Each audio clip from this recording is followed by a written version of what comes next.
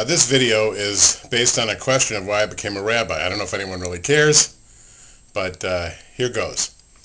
I think there's some sense in the Christian community that Christians are called. And it really doesn't work that way in Judaism. It's basically people who feel that they want to study Judaism intensely and teach it. There's a lot of rabbis who do different things. Many of them, of course, are congregational rabbis, but some work in institutions. And it's just good to have a lot of educated people around. And the title really comes from a strong Jewish education. It just means teacher. It's not really the same as a pastor, minister, or priest. Now, why did I become? Well, I had a terrific Jewish education.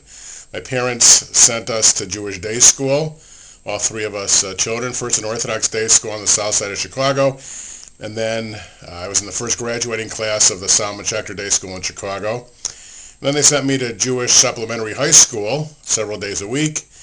And then in college, I took whatever Jewish courses they had at the University of Chicago.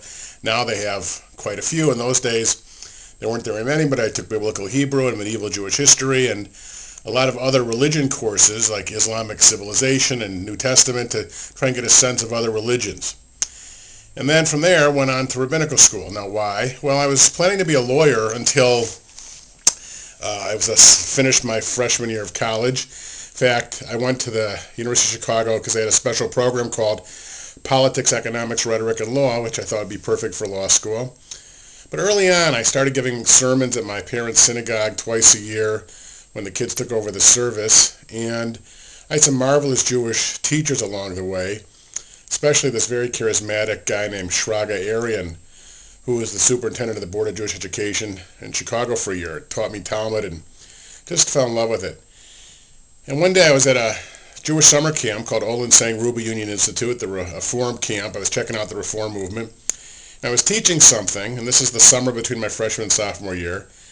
And I realized that I enjoyed that so much more than I enjoyed studying law, American law. So I called my parents up, and I was all discombobulated, wasn't sure what to do. I came home and talked to my little sister, and she suggested that I really sit down and make a flow chart of being a debater and put all the pros and cons, and then ask myself what I really wanted to do. And that came out clearly, be a rabbi. Then I went to talk to my Hillel rabbi at the University of Chicago, and he said, "Oh, do you love Jews?" And I said, "Sure." And he said, "Do you care about the future of the Jewish people?" I said, "Absolutely." He said, "How do you like synagogues?" I said, "I like synagogues." He said, "Well, then go to rabbinical school. And you can decide after that."